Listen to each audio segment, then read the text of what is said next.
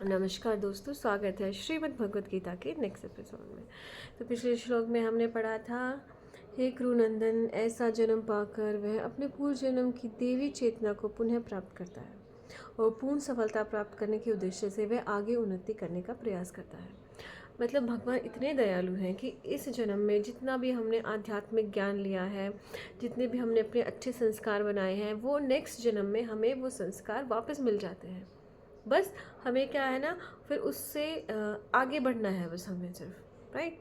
क्योंकि अगर ऐसा नहीं हो तो पता नहीं हम कैसे परिवार में जन्म लेंगे, वहाँ हमें संस्कार मिले ना मिले, तो जो पिछले जन्म की हमने मेहनत की थी वो साफ़ हो जाएगी, राइट। तो ईश्वर बहुत दयालु है, लेकिन ये फ़र्ज़ हमारा बनता है कि जो हमने पिछले जन्म के जो संस्कार थे उनको और आगे बढ़ाना है। ये नहीं कि उनको भी ख़त्म कर देना है, तो उनको हमें आगे बढ़ाना है। जैसे मैं एक एग्ज़ाम्पल देती हूँ कि अगर इस जन्म में आप गीता पढ़ रहे हो, स्पिरिचुअल बुक में आपका इंटरेस्ट है, तो नेक्स्ट जन्म में भी आपका इंटरेस्ट उन्हीं चीज़ों में होगा। जैसे आपने देखा होगा कि बहुत सारे बच्चे क्या है ना, बहुत अच्छा म्यूज़िक बजाते हैं, उनके कंठ में वो सुर होता है, या कोई भी हारमोनियम बजाते हैं, तबला वादक है, सितार वादक है, वो जन्म से इतने अच्छे कैसे हो जाते हैं? क्योंकि उन्होंने पिछले जन्म में भी वो विद्या सीखी होती है, राइट। तो इसी तरह से जो हमारे अच्छे संस्कार हैं, कि जैसे किसी को सिंपल रहना बहुत पसंद है, या फिर जो तामसिक भोजन नहीं करते, और उनमें सात्विक गुण की प्रधानता है, तो जैसे वो पैदा होते हैं तो उसमें वही चीज़ें होती हैं। जैसे मैं बचपन में ना बहुत छोटी थी, राइट। ऑब्वियसली सब छोटे होते हैं, मेरा कहने का मतलब है मैं बचपन में बहुत पतली थी। तो न्यूज़पेपर में मैं पढ़ती थी ना, जो रन करते हैं, मैराथन रन करते हैं, तो मुझे वो बहुत फैसिनेट करता था कि मैं तो एक बड़ी होकर ना रनर बनूंगी, मतलब एथलीट बनूंगी, राइट। तो सब मेरी बॉडी को देख के बोलते थे, छोटी सी है, पतली सी है, तू क्या रनर बनाएगी, ठीक है।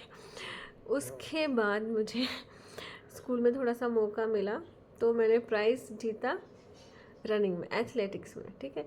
फिर वो चीज़ भूल गई, फिर मैंने अपनी इंजीनियरिंग कर ली। उसके बाद शादी होने के बाद मैं बेंगलोर आ गई। तो बेंगलोर आने के बाद मैंने फिर से रनिंग स्टार्ट कर दी, और मुझे मतलब बहुत सारी ट्रॉफ़ीज़ भी मिली और मेडल्स भी मिले, जो वहाँ पे टंगे हुए हैं, आप देख सकते हैं वीडियो में, ठीक है। तो वो शायद पिछले जन्म के संस्कार थे, जो बेशक कैसी मेरी बॉडी रही हो, वो संस्कार उभर के आते हैं, आप उन्हें फॉलो अप करते हैं। तो ईश्वर बहुत दयालु है। तो इसलिए अभी जवानी में ही, या आप बोल रहे होगे, बचपन से ही मुझे स्पिरिचुअल बुक्स पढ़ने का बहुत शौक़ था, तो जिसकी वजह से मैं बहुत सिंपल रहती थी, और वो चीज़ कहीं ना कहीं काम आती थी अपने आप को शांत करने में। और मुझे चुप रहना भी बहुत पसंद है, शांत रहना, बस ज़्यादा बातें करना पसंद नहीं है। तो वो सब क्योंकि मैं पिछले जन्म में भी शायद योग करती थी, मेडिटेशन करती थी, जिसकी वजह से वो चुप रहना, शांत रहना एक मेरी आदत थी। तो आप रिलेट कर पाते हो उन चीज़ों को। तो पिछले जन्म में मुक्ति नहीं मिल पाई थी, तो अभी से हम जब हम ये चीज़ रिलेट कर लेते हैं, तो अब हमें और ज़्यादा प्रयास करना है, ताकि अगला जन्म लेना ही ना पड़े, इसी जन्म में मुक्ति मिल जाए, राइट। तो आगे देखते हैं, अपने पूर्व जन्म की देवी चेतना से वह न चाहते हुए भी स्वयं योग के नियमों की ओर आकर्षित होते हैं, और ऐसा जिज्ञासु योगी शास्त्रों के अनुष्ठान से परे स्थित होता है। तो इसका मतलब क्या है कि अपने पूर्व जन्म की जो देवी चेतना है, सारी चीज़ें नहीं आती हैं। जैसे मसल मेमोरी है, वो नहीं आएगी आपको, लेकिन जो वैसे आपके संस्कार है ना, वो आपके अंदर आते रहते हैं। तो वो योग के नियमों की ओर आकर्षित होगा। मतलब यहाँ पे तो साउथ इंडियन में तो ना एक ये रिवाज भी है कि जब छोटा बच्चा ये क्राउलिंग करने लगता है ना, गुड़हलिया चलने लगता है, अपने नीज़ पर, हाथों पे चलने लगता है, तो उसके सामने 4 तरह की अलग अलग चीज़ें रखते हैं। कला की अलग चीज़ें, पैसे कमाने की, और स्पोर्ट्स में जाएगा, या कोई म्यूज़िशियन बनेगा, या किसी हैं, वो 4-5 चीज़ें वो रखते हैं। तो बच्चा जिस चीज़ की ओर भी आकर्षित होता है ना, वो पूर्व जन्म के संस्कारों की वजह से होता है। तो वैसे ही वो उसकी तरफ आकर्षित होगा और वो उसको ही लेगा। तो वो डिसाइड कर लेते हैं हाँ ये क्या बनेगा, जो कि एक बहुत ही अच्छा तरीका है एक ये, और ये साइंटिफिक तरीका भी है। लेकिन कई बार क्या ना, हमारे इंटरेस्ट चेंज होते रहते हैं, राइट। कई बार ऐसा माहौल नहीं मिलता है, तो हमें भी आकर्षित होना पड़ता है। तो यही बोल रहे हैं कि योग के नियमों की ओर आकर्षित हो जाता है। तो ऐसा जिज्ञासु योगी शास्त्रों के अनुष्ठान से परे स्थिर होता है। मतलब वो स्थिरता के साथ उन शास्त्रों का अध्ययन करता है। कई लोग क्या करते हैं, बस नॉलेज के लिए शास्त्र पढ़ लेते हैं, या फिर किसी को दिखाने के लिए शास्त्र पढ़ लेते हैं। लेकिन जो योगी है, जिसके पूर्व जन्म के संस्कार हैं, वो स्थिरता के साथ उन शास्त्रों को पढ़ता है। उसमें ऑलरेडी स्थिरता होती है। इसको आप ऐसे समझ लेंगे कि आजकल के जो न्यू जनरेशन आई है, उसको शास्त्रों की तरफ आकर्षित करना बहुत ही मुश्किल काम है। अन्यथा वो भोगों की तरफ ही आकर्षित होती है। लेकिन जैसे कई सारे आपने आईआईटी बाबा देखे होंगे, आईआईटी की फिर बाबा बन गए, आईआईटी की फिर कथाकारक बन गए। आईआईटी करने के बाद भी वो ईश्वर भक्ति में बहुत जल्दी आरूढ़ हो जाते हैं। तो मतलब जब वो छोटे थे शायद उनको ऐसा माहौल नहीं मिला था कि वो भक्ति की तरफ आकर्षित हो सकें। लेकिन जब उनमें खुद की समझ आ गई, जब वो बाहर निकले संसार में, हर तरह का इन्वायरमेंट उन्हें मिला, तो भक्ति के संस्कार थे, तो इसलिए उन्होंने भक्ति की ओर वो आकर्षित हो गए। और फिर वो जो वो कर रहे थे उसको छोड़कर वो भक्ति के मार्ग पर आगे चल पड़े। तो इस तरह से वो अपनी स्थिरता को पा ही लेते हैं। आगे देखते हैं। और जब योगी समस्त कल्मश से शुद्ध होकर सच्ची निष्ठा से आगे प्रगति करने का प्रयास करता है। देखिए, सच्ची निष्ठा कब पैदा हो सकती है? जब आप समस्त कल्मश से शुद्ध हो जाते हो, एटलीस्ट आप ट्राई करते हो। कहने का क्या मतलब है कि आप बहाने नहीं मारते, एक्सक्यूज़ेस नहीं देते कि अरे नहीं हमारे घर में तो माहौल ही ऐसा है। जब आप एक एज को प्राप्त कर लेते हो, राइट, तो तब मेरे घर में तो माहौल ही नहीं है ऐसा, मैं तो पढ़ ही नहीं सकता। लेकिन कई बार लोग कहते हैं ना भाई, जिसको पढ़ना होता है ना वो हर माहौल में पढ़ लेता है, अगर उसके अंदर सच्ची निष्ठा है तो उसी तरह अगर आपको प्रभु भक्ति के लिए सच्ची निष्ठा है तो आप अपने सारे दुर्गुण दूर करके आगे प्रगति का प्रयास करते हैं। जैसे मैं हर रोज़ शाम को हवन करती हूँ, तो कई बार गेस्ट भी आ जाते हैं। तो फिर अगर आप में सच्ची निष्ठा है तो आप कहोगे कि भाई मेरा हवन का टाइम हो गया, मुझे 15 मिनट लगेंगे, प्लीज़ मैं करती हूँ, आप भी बैठिए। तो ये होगी सच्ची निष्ठा।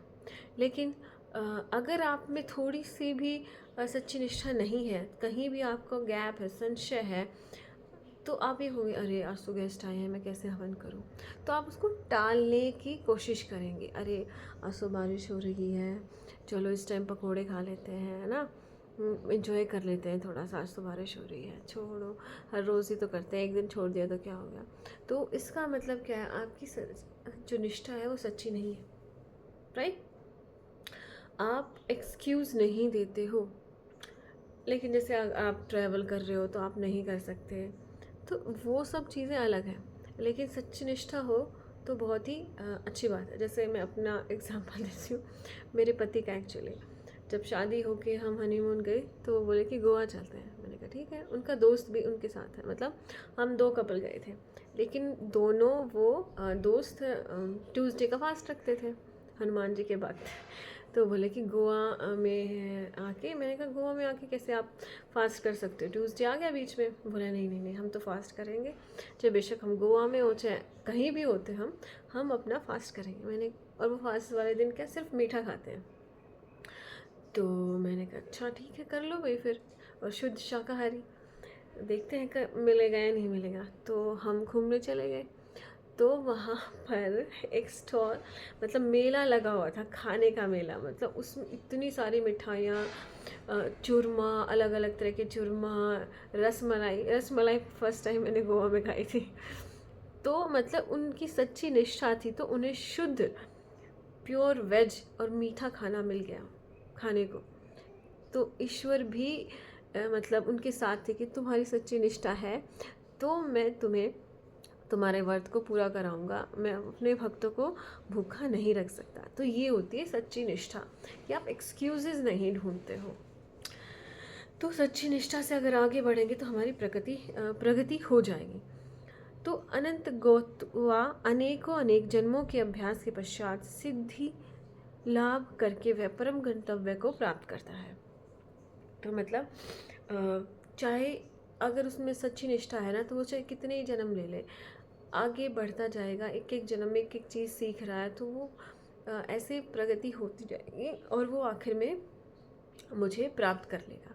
लेकिन जिसकी सच्ची निष्ठा नहीं है ना, वो क्या करेगा, एक जन्म में सीखेगा, दूसरे में भूल जाएगा, फिर तीसरे में सीखेगा, चौथे में भूल जाएगा, वो ऐसे ही चलता रहेगा। मतलब अगर उसने अपने संस्कारों को नहीं पहचाना, जिनकी तरफ वो आकर्षित हो रहा था, उनको छोड़कर वो दूसरी चीज़ों से ज़्यादा आकर्षित हो गया, नई चीज़ों से, तो फिर वो सर्कल हो जाएगा। फिर वो कभी अपने सच्चे लक्ष्य को प्राप्त ही नहीं कर पाएगा, क्योंकि उसकी निष्ठा सच्ची नहीं है, वो एक्सक्यूज़ ही देता रहेगा।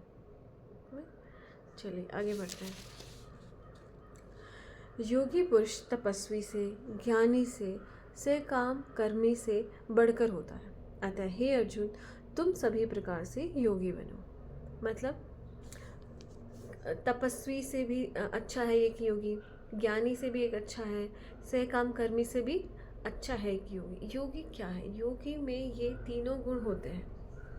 योगी तपस्या भी करता है, योगी ज्ञानी भी होता है, और योगी सहकाम कर्म भी करता है।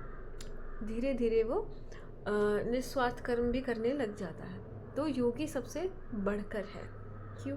क्योंकि जो अष्टांग योग को अगर हम जैसे लेते हैं तो उसमें यम नियम है, वो इतने हार्ड है कि वो तपस्या ही आपको करनी पड़ेगी, जिसमें से एक ब्रह्मचर्य का आसन है। तो आजकल एक ये जो स्टेप है ना, ब्रह्मचर्य का पालन करना, ये ही नहीं हो रहा है लोगों से, तो वो आगे स्टेप्स पे बढ़ ही नहीं पाते। मूलाधार चक्र ही स्थिर नहीं हो पाता है लोगों का। तो बताइए वो सहस्रार चक्र तक कैसे पहुँचेंगे? एक सबसे बड़ी कमी है ये। या फिर आप पंचकोश को अगर ले, आनंदमय कोश तक आप कैसे पहुँचेंगे? 5 कोश हैं जिसके द्वारा भी हम मुक्ति पा सकते हैं। तो उसमें सबसे पहला आता है अन्नमय कोश। अन्नमय कोश का सबसे पहला स्टेप है कि हमें उचित आहार करना है, और लोग अपना मुंह का स्वाद ही नहीं छोड़ पा रहे हैं, राइट? तो वो आगे बढ़ ही नहीं पाते हैं। तो जो बेसिक स्टेप्स है वो ही आप क्लियर नहीं कर पा रहे हो, तो बताइए आप आध्यात्मिक जर्नी में आगे कैसे बढ़ेंगे? तो आप तपस्वी नहीं बन रहे हो। फिर है ज्ञानी। जब हम तपस्या करते हैं तो ईश्वर हमें ज्ञान अपने आप देते हैं, राइट? जैसे आपने सात्विक भोजन किया तो सात्विक विचार आए, उन सात्विक विचारों से सात्विक ज्ञान आपके पास आएगा, राइट? कैसे? जैसे आपने सात्विक भोजन करता तो आप सात्विक लोगों के पास ही बैठोगे। आप नॉनवेज खाने वालों के साथ नहीं बैठ सकते, और नॉनवेज खाने वालों के पास कैसा ज्ञान होगा? बीमार काट वाला।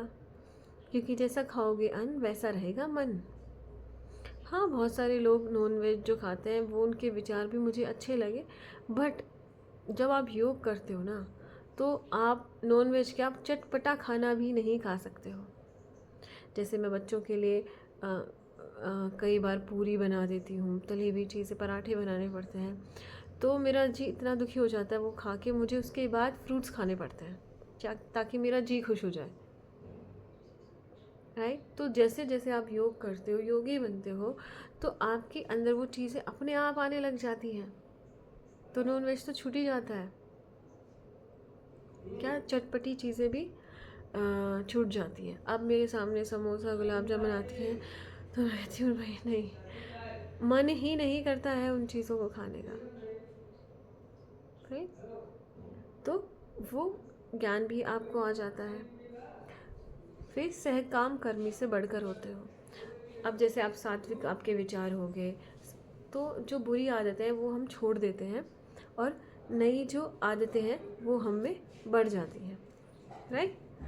तो जैसे ही नई आदतें बढ़ती हैं, अच्छी आदतें बढ़ती हैं, तो आपके पास टाइम बहुत ज़्यादा बच जाता है।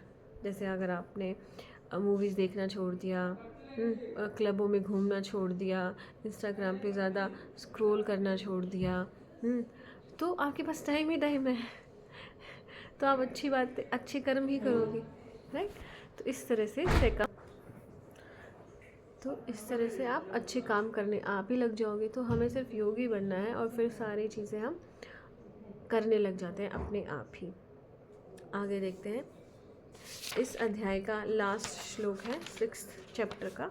तो आज हम 6th चैप्टर पूरा कर लेंगे। और समस्त योगियों में से जो योगी अत्यंत श्रद्धा पूर्वक मेरे परायण है, अपने अंतःकरण में मेरे विषय में सोचता है और दिव्य प्रेमा भक्ति करता है, वह योग में मुझसे परम अंतरंग रूप से युक्त रहता है और सबों में सर्वोच्च है। यही मेरा मत है। अर्थात क्या कह दिया है, आपको अत्यंत श्रद्धा पूर्वक ईश्वर से जुड़ना पड़ेगा। ये श्री कृष्ण जी का मत है कि जब तुम श्रद्धा से भरकर मेरे साथ जुड़ जाओगे तो मैं भी आपसे जुड़ जाऊंगा। आप और मेरा जो मिलन है वो हो जाएगा। कई बार क्या होता है ना, जैसे हम ईश्वर को जानते हैं, ईश्वर हमें जानते हैं, तो वो संबंध धीरे धीरे होता है। लेकिन जब वो मिलन पूरा हो जाता है, पूरी तरह से हम एक दूसरे को जानने लग जाते हैं, तो उसको बोलते हैं अच्छे से मिलन हो जाना। तो वो कैसे करना है, जब हम अपने आप को ईश्वर को सौंप देंगे। हम ना आधा अधूरा सौंप देते हैं। कभी हमने ईश्वर को मान लिया, कभी नहीं माना, कभी उसके रास्ते पर चल पड़े, कभी नहीं चल पड़े। तो वो जो मिलन है वो आधा अधूरा रहता है। गाना भी ना, अभी मिलन आधा अधूरा है। तो वो आधा अधूरा मिलन को ख़त्म करके हमें पूरी श्रद्धा से अपने आप को समर्पित कर देना है ईश्वर को, ताकि हमारा ईश्वर के साथ पूर्ण मिलन हो सके। तो ऐसे ही हमारा 6th चैप्टर पूरा हो गया है। तो कल से हम 7th चैप्टर स्टार्ट करेंगे। आज के लिए इतना ही।